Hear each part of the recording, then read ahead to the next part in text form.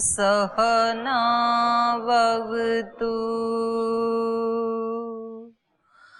सहनौ भुनक्तु सह वीर्यं करवावहै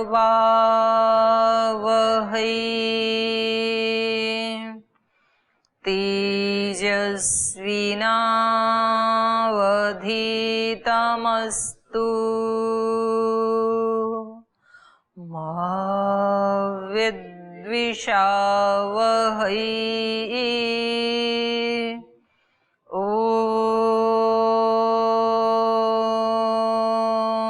शांति शांति शांति।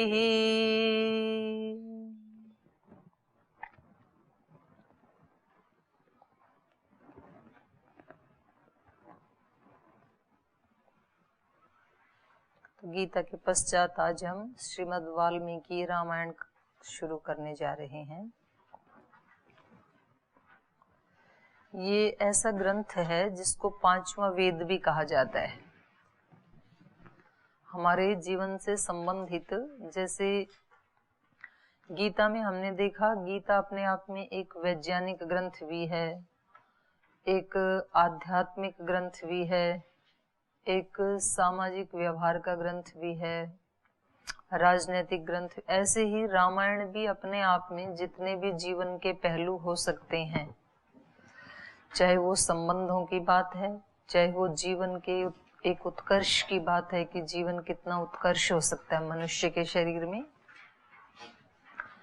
आध्यात्मिकता या सामाजिक व्यवस्था, जितने भी हमारे जीवन से संबंधित पहलू हो सकते हैं, तो उनका एक आदर्श रूप रामायण में बताया है। और विश्व की जितनी भी पुस्तकें हैं उनमें सबसे ज्यादा पढ़ी जाने वाली कोई यदि पुस्तक है तो वो रामायण और गीता ही है। और इसको जितनी बार पढ़े उतनी ही बार कुछ नया ऐसे लगता है और एक इच्छा बनी रहती है कि पढ़ते ही जाएं या सुनते ही जाएं उसको। तो ऐसा एक विलक्षण ग्रंथ है ये अपने आप में। मुख्य रूप से श्री राम के जीवन चरित्र को लेकर के उसको एक कथानक बना करके फिर सभी पात्रों को उसके साथ जोड़ करके इसका प्रारंभ किया गया है। लेकिन यहाँ जो राम शब्द है, यहाँ राम का मतलब दशरथ पुत्र, दशरथ नंदन राम मात्र नहीं है। उनका जीवन भी बहुत उत्कृष्ट था, वेदानुकूल था, एक जीवन मुक्त योगी का जीवन था उनका। मनुष्य शरीर में कैसे व्यक्ति ब्रह्म का ही प्रतिरूप हो सकता है, ऐसा उनका जीवन था। लेकिन यहाँ कई बार आपको ऐसे प्रसंग मिलेंगे जहाँ राम का मतलब है ब्रह्म, परब्रह्म। दशरथ ने अपने पुत्र का नाम उस परब्रह्म के नाम के ऊपर नाम रखा, राम। जैसे आजकल कुछ लोग ओम नाम रख लेते हैं ना, हमारे तो एक सन्यासी हैं स्वामी ओमदेव जी। तो ओम का मतलब क्या है? परब्रह्म। और ओम किसी मनुष्य का नाम भी हो सकता है, कोई ओम प्रकाश, ओंकार, एक स्वामी ओंकार देव जी भी हैं। तो ऐसे दशरथ ने अपने पुत्र का नाम भगवान के नाम पे रखा और उन्होंने उसको चरितार्थ भी किया। लेकिन यहाँ जिसकी बात है, आप देखते हैं शिव भी कभी जब बैठे समाधि में बैठे रहते हैं तो वो उसी नाम का जाप करते रहते हैं। उसको ओंकार कहें या राम कहें, एक ही बात है। रमो क्रीड़ायाम धातु से राम शब्द बनता है ना। तो जिसकी तीन लोक में क्रीड़ा व्याप्त है उसको राम कहते हैं। ये सब खेल खेल में सारी सृष्टि की रचना जो कर देता है क्रीड़ा करते हुए, उसका नाम राम है, तो वो ब्रह्म है। तो यहाँ पहले इन्होंने एक 2-3 अध्याय में महात्म्य बनाया है गीता का। किसी भी ग्रंथ का पहले एक महात्म्य होता है। तो इसमें इन्होंने बताया है कि इस समय कलयुग में हम मनुष्यों के जीवन की, हमारे मन की, बुद्धि प्राण की क्या स्थिति है और उनमें सबसे शॉर्टेस्ट जो छोटा उपाय जो हो सकता है तो वो क्या हो सकता है। तो ऐसे यहाँ पर एक कथानक बनाया कि बहुत सारे ऋषियों ने एकत्रित होकर के यहाँ सूत जी से पूछा है। सूत जी बहुत बड़े ऋषि हैं कि इस मनुष्यों की जो इस समय की स्थिति है उनके उद्धार का क्या उपाय हो सकता है। तो यहाँ रामायण का पाठ, उसकी महिमा, उसके श्रवण के लिए उत्तम काल, उसकी योग्यताएं, किसको सुनना चाहिए, कैसे सुनना चाहिए, कब सुनना चाहिए, सुनते समय चित्त की स्थिति कैसी होनी चाहिए, रामायण का पाठ सुनते समय स्थान कैसा होना चाहिए, तो वो सब इसमें बताया है। तो पहले हम इसको पढ़ेंगे। तो आप ये जो 31 पेज पे है, श्रीमद् वाल्मीकि रामायण महात्म्य। श्री रामः शरणं समस्त जगतां, रामं विना का गति, रामेण प्रतिहन्यते कलिमलं, रामाय कार्यं नमः। रामात्रस्यति काल भीम भुजगो, रामस्य सर्वं वशी, रामे भक्तिरखण्डिता भवतु मे, रामत्वमेवाश्रयः।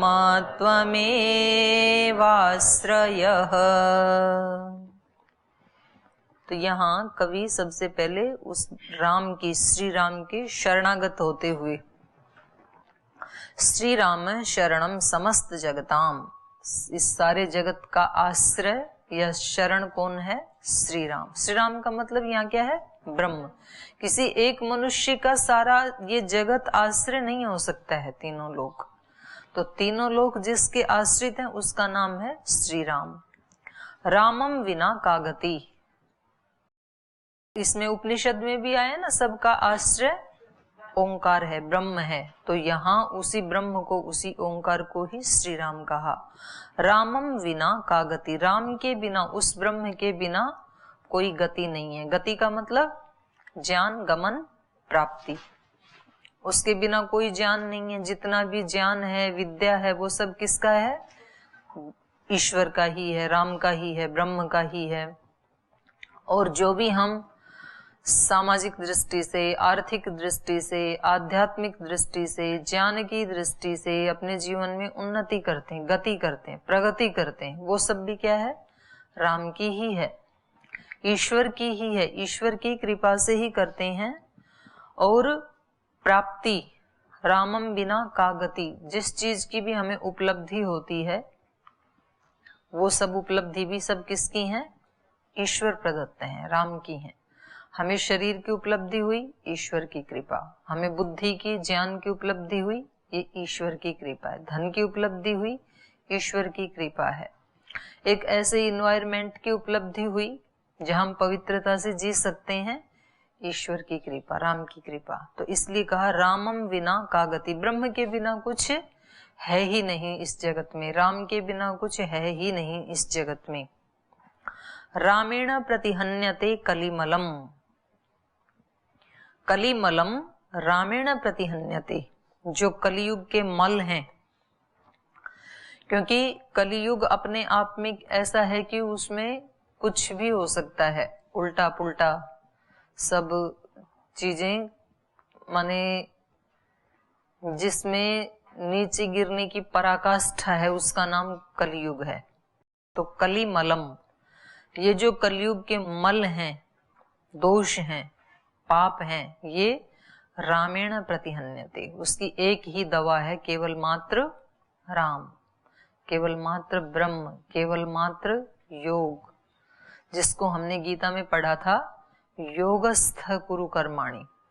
कर्म तो सारा संसार कर रहा है, लेकिन अपने अपने कर्म करते हुए सारा संसार टेंशन से युक्त है, परेशानी से युक्त। काम कर रहे हैं लेकिन उन कामों को, उन कर्मों को करते हुए अंदर से खुश नहीं है। विद्यार्थी पढ़ाई कर रहे हैं लेकिन पढ़ाई करते हुए उनको रस नहीं आ रहा है। लोग बिजनेस व्यापार कर रहे हैं लेकिन उसको करते हुए आनंद की अनुभूति नहीं हो रही है। घर में रहने वाली गृहिणियां या कहीं ऑफिस आदि में सेवा करने वाली जो बहनें हैं वो सेवा कर रही हैं, लेकिन वो करते हुए उनको आनंद की प्राप्ति नहीं हो रही है, खुश नहीं है उसको करते हुए। अंदर से कहीं ना कहीं टेंशन है, तनाव है अपने अपने कार्य को लेकर के। उन सब के तनाव की, उन सब ये जो मानसिक रोग हैं, इनकी दवा क्या है? योगस्थ होकर के कर्म करना। योगस्थ गुरु कर्माणि। बिना योगस्थ हुए करेंगे तो टेंशन देने वाले होंगे कर्म, और योग में स्थित होकर के करेंगे तो वो ही हमारे बंधन को खोलने वाले होंगे, टेंशन को हटाने वाले होंगे। तो गति एक ही है। वहां पर कहा योगस्थ है, यहां पर कहा राम। रामेण प्रतिहन्यते। अध्यात्म में विश्राम है। मन को विश्राम कहाँ मिल सकता है? अध्यात्म में। धन में विश्राम नहीं मिल सकता है। व्यक्ति को पद प्रतिष्ठा में विश्राम नहीं मिल सकता है। कितना भी दौड़ धूप करेगा उतना ज्यादा और बेचैन होता चला जाएगा।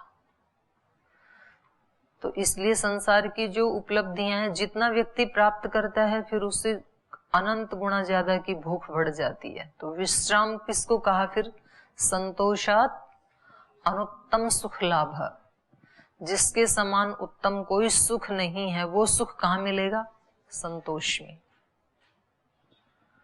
तो अध्यात्म में विश्राम मिलेगा। इसलिए यहां इन्होंने कहा कलिमलम रामेण प्रतिहन्यते। जो कलयुग के मल हैं वो राम से ही नष्ट किए जा सकते हैं। रामाय कार्यम नमः। और श्री राम के कार्य को मैं नमन करता हूं। ये सारा जो संसार में कर्म हो रहा है, हम सब प्राणियों के माध्यम से, चेतन प्राणियों के माध्यम से, या जड़ जगत में जो भी कार्य हो रहा है, वो सब कौन कर रहा है? राम ही कर रहा है, ईश्वर ही कर रहा है, ब्रह्म ही कर रहा है। इसलिए उसके कार्य को नमन है। विष्णु कर्माणि पश्यत यतो व्रतानि पश्पसे। उस विष्णु के कर्म को देखो, उस राम के, उस ब्रह्म के, उस ओम के कर्मों को देखो चारों तरफ। और उसको देख करके व्यक्ति और क्या कर सकता है? नमन ही कर सकता है, और तो क्या कर सकता है? सिर झुक जाता है ना उसके इतने विराट कार्यों को देख करके। तो अनायास ही व्यक्ति का सिर झुक जाता है, उसके हाथ जुड़ जाते हैं, तो वो केवल प्रणाम ही कर सकता है। रामात त्रस्यति काल भीम भुजग। काल भीम, काल रूपी, भीम माने भयंकर, काल रूपी जो भयंकर भुजग सर्प है वो रामात त्रस्यति। काल रूपी भीम भुजग का मतलब क्या है? काल सबको खा जाता है। कालक्रम से सभी वस्तुएं नष्ट होती हैं, कालक्रम से हमारे शरीर नष्ट होते हैं, कालक्रम से मकान बनाए तो एक काल आता है ना, जो पहले कभी बहुत सुंदर महल रहे होंगे, आज वो खंडर हो गई, जर्जरित हो गई। तो किसने जर्जर किया उनको? काल ने। इतना सुंदर शरीर बचपन में छोटे बेबी का होता है और चलते चलते फिर बुढ़ापे में ऐसे जर्जर हो जाता है। तो ये जर्जर किसने किया? काल ने। नया वस्त्र दुकान से सुंदर खरीद के लाते हैं, कुछ समय के बाद बिल्कुल उसके धागे निकल आते हैं, जर्जर हो जाता है। तो ये किसने किया? काल ने। नया घड़ा खरीद के लाते हैं, कुछ दिन के बाद उसको मिट्टी मिट्टी निकलने लगती है, पतला हो जाता है, टूट जाता है। तो काल सबको खा जाता है। तो काल कैसा है? काल भीम भुजग, भयंकर भुजंग है, ये भुजग है, सर्प है। जैसे भयंकर कोई सर्प काटे तो फिर बचेगा नहीं व्यक्ति, तो ऐसे काल से कोई भी बच नहीं सकता है। महान से महान अस्थियां यहाँ पर आई, व्यक्तित्व यहाँ पर आए, लेकिन काल ने किसी को नहीं छोड़ा। मिट्टी सबको खा गई, रावण बचे ना राम, पीछे सबके रह गए अच्छे बुरे दो काम। जैसे कर्म किए ना वो रह गई।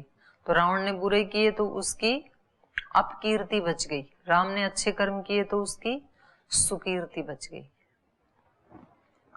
तो इसलिए यहां पर कहा काल भीम भुजगः रामात् त्रस्यति। काल रूपी जो भुजग है, काल रूपी जो भयंकर सर्प है, उससे कौन बचा सकता है? राम। तो उसको, आध्यात्मिक व्यक्ति को काल नहीं मार सकता है। न तस्य रोगो न जरा न मृत्यु प्राप्तस्य योगाग्निमयम शरीरम। जिसने योगाग्नि वाले शरीर को प्राप्त कर लिया उसको फिर काल मार नहीं सकता है। तो महापुरुषों को कीर्ति, जिनकी जिंदा है वो महापुरुष जीवित है, उनको काल नहीं मार सकता है। रामा त्रस्यति, राम से त्रसित हो जाता है, हार जाता है। कौन? काल भीम भुजगः, काल रूपी जो भयंकर सर्प है, जो काल को भी जीत ले, इसलिए उसको काल जयी कहा, कालातीत कहा। उसके ऊपर काल का प्रभाव नहीं पड़ता है ब्रह्म के ऊपर। तो राम उसको, काल को भी क्या कर देता है? हरा देता है। त्रस्यति, नष्ट कर देता है। रामा त्रस्यति काल भीम भुजग रामस्य सर्वम वशी। ये सब कुछ किसके वश में है? राम के ही वश में है। ये सारा ब्रह्मांड उसी के वश में है। रामे भक्ति अखंडिता भवतु में। तो यहाँ प्रार्थना कर रहा है साधक कि राम में भक्ति अखंडिता भवतु, श्री राम में मेरी भक्ति कैसी हो? अखंड बनी रही। जिसको गीता में क्या कहा? अनन्य भक्ति। जिसको योग दर्शन में क्या कहा? ईश्वर प्रणिधान। क्योंकि वो ही केवल बचा सकती है। एक क्षण भी हम उससे इधर या उधर हुए तो हम फिर चकनाचूर होते हैं। तो भगवान की शरणागति के अलावा और कोई ऐसा कोई तत्व नहीं है जो हमें बचा सके, हमारी रक्षा कर सके। कहीं ना कहीं तो व्यक्ति फंसेगा, कहीं कहीं कामना में फंसेगा, कहीं क्रोध में फंसेगा, कहीं लोभ में फंसेगा, कहीं मोह में फंसेगा, कहीं अहंकार में फंसेगा, कहीं भय के कारण फंसेगा। कहीं ना कहीं तो वो माया उसको पकड़ ही लेगी। कहीं आलस्य में फंसेगा, प्रमाद में फंसेगा, नींद में फंसेगा, कहीं ना कहीं तो फंसेगा। तो बचाने वाला कौन है? अनन्य भक्ति, अखंड भक्ति। इसलिए भगवान से यहाँ पर इन्होंने कोई धन ऐश्वर्य कुछ नहीं मांगा। पहले ही श्लोक में क्या मांगा? अखंडिता भक्ति। केवल भक्ति नहीं, अखंडित भक्ति, जो कभी खंडित ना हो। विशेषण लगाना पड़ा, क्योंकि यदि सुबह शाम तो भक्ति की और दिन में भूल गए तो फिर सुबह शाम वाली भक्ति बहुत कम पड़ जाएगी। हमारे दोषों को हटाने के लिए, हमारे प्रमाद को मिटाने के लिए सुबह शाम की भक्ति मात्र से काम नहीं चलेगा। तो यही हमने गीता में भी पढ़ा कि भक्ति कैसी हो हमारी? अनन्य भक्ति। अनन्य भक्ति मतलब हर कर्म ही हमारा भक्ति बन जाए, हर श्वास हमारा भक्ति बन जाए, तो फिर व्यक्ति बच सकता है। फिर उसको, वो उसका कवच बन जाएगा। ये जो मंत्र जाप करते हैं ना, तो जो कुछ लोगों ने ऐसे बताया, जैसे आपने एक बार गायत्री मंत्र का जाप किया तो एनर्जी की 1 इकाई पैदा हुई, फिर 2 बार जाप किया तो 2 इकाई हो गई, 3 बार किया तो 3 इकाई, 100 बार किया तो 100 इकाई। तो वो एनर्जी बढ़ती चली जाती है और उसको एक चरम उत्कर्ष के ऊपर आप लेके गई तो वो एनर्जी फिर शेप ले लेती है, वो ही मूर्त रूप बन जाती है, वही एनर्जी। ये सारा संसार क्या है? एनर्जी का ही मूर्त रूप है। हम सब के मूल में क्या है? साइंस की दृष्टि से देखें तो, विज्ञान की दृष्टि से देखें तो क्या है? एनर्जी ही है, ऊर्जा ही है सब कुछ। और सांख्य दर्शन में कहेंगे तो मूल प्रकृति, जिसको देखा नहीं जा सकता है, वही है। तो उसको ही, मूल प्रकृति को ही फिर आदि शक्ति कहा, पराशक्ति कहा, जगदम्बा कहा, जो भी रूप लिया, पर एनर्जी ही एक चरम उत्कर्ष पर पहुंच करके वो मूर्त रूप ले लेती है। तो जो व्यक्ति जिस मंत्र का जाप करता है, कुछ समय के बाद उससे एनर्जी बढ़ते बढ़ते बढ़ते फिर जिस रूप का उसने जाप किया ना, वो शेप ले लेता है उसका जाप ही। तो इसलिए वहां पर योग दर्शन में कहा, स्वाध्यायात इष्ट देवता संप्रयोग है। और स्वाध्याय को क्या कहा वहां पर? तपस्वाध्याय ईश्वर प्रणिधानानि, और क्रिया योग है, और उसमें स्वाध्याय की डेफिनेशन क्या की? मोक्ष परक शास्त्रों का अध्ययन और गायत्री आदि ओंकार आदि पवित्र मंत्रों का जप, वो स्वाध्याय है। और वो स्वाध्याय जब करते हैं तो उसका प्रतिफल क्या है? स्वाध्याय का प्रतिफल क्या है? परिणाम क्या है? इष्ट देवता संप्रयोग है। स्वाध्याय करेंगे तो प्रतिफल क्या होगा? इष्ट देवता के साथ आपका संपर्क हो जाएगा। तो स्वाध्याय मतलब गायत्री का जाप, स्वाध्याय मतलब ओंकार का जाप, स्वाध्याय मतलब वेद मंत्रों का जाप या अन्य किसी भी मंत्र का जाप, जिसके गुरु ने कोई मंत्र दिया, वही मंत्र एनर्जी बनते बनते बनते वो एनर्जी ही घनीभूत होकर के उस देवता का रूप ले लेती है फिर वो। तो ऐसे बोलते हैं ना कि भी उसने इतना जाप किया तो साक्षात गायत्री माता उसके सामने प्रकट हो गई। उसने हनुमान जी का इतना जाप किया तो साक्षात हनुमान जी उसके सामने प्रकट हो गई। उसने देवी का, सप्तसती का इतना जाप किया तो साक्षात देवी उसके सामने प्रकट हो गई। ऐसे सुना है ना? तो ये प्रकट होना क्या है? वो एनर्जी ही मूर्त रूप ले लेती है। कोई भी किसी भी शब्द को आप बार बार दोहराएंगे तो उससे एक एनर्जी उत्पन्न होती है। तो ऐसे कुछ तंत्र के तांत्रिक मंत्र भी हैं। उन मंत्रों का जाप करेंगे तो आसुरी शक्तियां भी शेप ले लेती हैं। फिर जिन मंत्रों में आसुरी शक्तियों का आह्वान किया जाता है तो आसुरी शक्ति एक आकार ले लेती है। जिस मंत्र के माध्यम से दैवी शक्तियों का आह्वान किया जाता है तो उसमें दैवी शक्ति एक आकृति ले लेती है। वो ही इष्ट देवता संप्रयोग है। इष्ट देव, इष्ट मतलब जिसको हम चाह रहे हैं, जिसके लिए हम आह्वान कर रहे हैं, जिसको हम बार बार अहरनिश हर काम करते हुए जो हमारे चित्त में चल रहा है वो चीजें हमारे सामने मूर्त रूप ले लेती हैं। ये अच्छी भी हो सकती हैं, बुरी भी हो सकती हैं। आप कहीं आपके चित्त में सब काम करते हुए टेंशन है, ईर्ष्या है, घृणा है, द्वेष है और वो ही चल रहा है बराबर।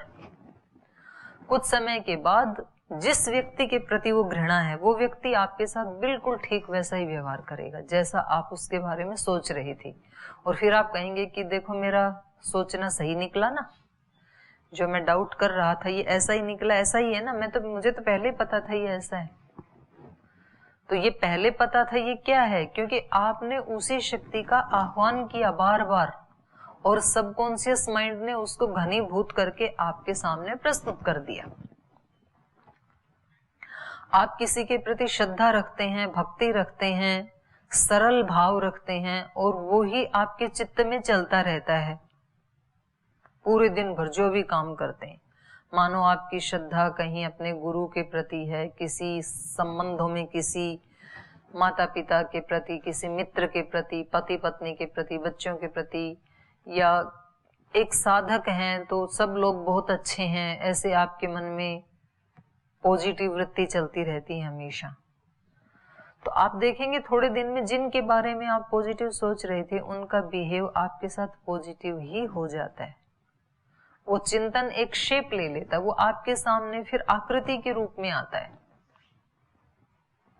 ईर्ष्या द्वेष घृणा करेंगे तो वो एक आकृति के रूप में अभिव्यक्त होगा। श्रद्धा करेंगे, भक्ति करेंगे, प्रीति करेंगे, वो भी एक शेप के रूप में। किसी खास मंत्र को आप बार बार रटेंगे वो भी एक आकृति का रूप ले लेगी। तो ये एनर्जी ही आकृति का रूप ले लेती है। तो इसलिए यहाँ पर इस साधक ने क्या मांगा? रामे भक्ति अखंडिता भवतु में। हे प्रभु मेरी भक्ति, मेरे को चिंतन तो करना ही है क्योंकि मन का काम क्या है? हमेशा चिंतन मनन करना। तो यदि मैं ब्रह्म का, ईश्वर का, राम का चिंतन नहीं करूंगा तो किसका चिंतन होगा? संसार का होगा। तो अर्जुन ने भी क्या बताया? नष्टो मोह स्मृतिर्लब्धा। स्मृति तो होनी ही है। संसार की स्मृति करेंगे तो टेंशन युक्त हो जाएंगे। वहां पर उसकी स्थिति क्या हो रही थी? जब संसार की स्मृति थी तो हाथ पैर कांप रहे थे। और जब ईश्वर की स्मृति बन गई उसके चित्त में तो सारा मोह नष्ट हो गया। मोह वही चित्ते, चित्त की जो विचलन था, मोह नष्ट होने का मतलब है, मोह मतलब चित्त का विचलन, चित्त का हिलते डुलते रहना, मोह वही चित्ते। तो चित्त कैसा हो गया? स्थितोस्मि, स्थिर हो गया, शांत हो गया बिल्कुल। ये कब हो सकता है? जब स्मृति प्राप्त हो जाए, स्मृति लब्धा, स्मृति प्राप्त होने का ये प्रतिफल था वहां पे। तो इसलिए यहां पर और वहां भी कहा, ईश्वर प्रणिधान में भी, ईश्वर प्रणिधानात मतलब भक्ति विशेषात आवर्जित है ईश्वर अनुगृहणाति अभिध्यान मात्रेण। इस साधक को अभिध्यान मात्र से अनुग्रहित कर देता है। जब वो हमेशा ईश्वर प्रणिधान की स्थिति में रहता है, अपने हर कर्म को, किसी ने मेरे साथ कैसा भी व्यवहार किया लेकिन मुझे बदले में वैसा नहीं करना है, क्योंकि मैं भगवान का भक्त हूं और मेरा काम केवल एक ही है, सबका कल्याण करना। तो ये ही एनर्जी फिर जो है ये मूर्त रूप बन जाती है और ये एनर्जी ही ईश्वर का रूप धारण करके उसको अभी ध्यान मात्र से अनुग्रहित कर देती है इस साधक को। तो इसलिए वहां पर योग दर्शन में पहले बहुत सारे उपाय बताए, अभ्यास वैराग्याभ्याम तन निरोधः, फिर उसके बाद स्वप्न आदि बहुत सारे उपाय बताए। लास्ट में फिर बोला ईश्वर प्रणिधानात् वा, अथवा ये सारे उपाय करें, या सारे उपाय यदि नहीं करने आते हैं, इतना ज्ञान नहीं है आपके अंदर, अभ्यास नहीं कर पाते हैं, वैराग्य नहीं उत्पन्न हो पा रहा है, तो फिर क्या करें? तो फिर ईश्वर प्रणिधान की स्थिति में रहें। आप सकाम कर्म करें, निष्काम कर्म करें, हमेशा कैसे करें? ईश्वर को केंद्र में रख करके करें, ईश्वर के समर्पित होकर के करें। तो सबसे पहले यहाँ पर इन्होंने श्री राम की शरण की कामना की। श्री राम शरणम समस्त जगताम, सारे जगत का आश्रय शरण श्री राम ही हैं, वो ब्रह्म ही हैं। और उस राम में, रामे में अखंडिता भक्ति भवतु, उस राम में मेरी भक्ति कैसी हो? अखंड बनी रहे, थोड़ी देर के लिए भी साथ छूटे नहीं। तो इसमें कलयुग के भी एक बहुत बड़े संत हुए हैं, स्वामी राम सुखदास जी महाराज, वो इसी मंत्र का जाप कर रहे थे, हे नाथ हे नारायण मैं आपको भूलूं नहीं, हमेशा आप हमेशा मेरे चित्त में रहें। तो यही इन्होंने कहा, रामा त्वमेव आश्रय, हे राम केवल एव लगा दिया, त्वमेव आश्रय, और कोई आश्रय नहीं है मेरा, केवल मात्र आप ही मेरे आश्रय हैं। नहीं तो व्यक्ति आश्रय किसका लेता है? धन का, विद्या का, पद का, प्रतिष्ठा का, प्रसिद्धि का, राजनीति का, बच्चों का, माता पिता का, ये आश्रय ढूंढते हैं लोग, संसार के लोग। लेकिन वो आश्रय स्थायी नहीं है, वो कभी भी धोखा दे देने वाले आश्रय हैं, कभी भी नष्ट होने वाले आश्रय हैं, कभी भी चेंज होने वाले आश्रय हैं। वो संसार है तो परिवर्तन होगा ही ना, निश्चित रूप से होगा, क्योंकि संसार का स्वरूप ही क्या है? परिवर्तन होना, परिवर्तनशील है। तो रिश्ते जो भी हैं, संबंध जो भी हैं, उनमें परिवर्तन होना निश्चित है, पहले से ही मान के चलो, सुनिश्चित है। बोल जी फिर वो इतने जो वादे किए थे, इतने जो विश्वास दिलाए थे, ऐसी बड़ी बड़ी बातें जो बोली थी, उनका क्या? वो उस दिन के लिए सत्य थी जिस दिन बोली थी। हाँ, संसार तो नाम ही इसका है, वो चेंज होता है। हमारा शरीर चेंज हुआ कि नहीं हुआ? 2 किलो वजन था जब पैदा हुए, तो अब कितना हो गया? अपना अपना देख लो, तो कैसे बढ़ गया देखो। नन्हे नन्हे छोटे छोटे हाथ पैर उंगलियां सब थे, अभी देखो कितने भारी भरकम। तो संसार तो परिवर्तित होगा। धन का आश्रय लिया है तो धन में परिवर्तन आएगा, शरीरों का लिया है, संबंधों का लिया है, किसी भी चीज का आश्रय, जिसका भी आश्रय लेते हैं वो सब क्या है? परिवर्तनशील। लेकिन भगवान का आश्रय कभी नहीं बदलता है, त्रिकाल में भी जो चेंज नहीं होता है, और उसके साथ हमारा संबंध, उसके साथ हमारा आश्रय शाश्वत है, उससे दूर हम हो नहीं सकते। हम उसको माने या ना माने, संसार के आश्रय में रहते हुए भी हम भगवान के ही आश्रय में रहते हैं। संसार के भी सारे जो रूप हैं वो क्या हैं? भगवान के ही भिन्न भिन्न रूप हैं, पर हम उसमें भगवान को तो देखते नहीं है, उस स्थूल चीज को देखने लगते हैं। माता पिता, गुरुजन, ये सब भी, इन सब में भी भगवान ही हैं। तो भगवान को देखें तो बच जाएंगे, भगवान को लेस करके देखें तो फिर मारे जाएंगे।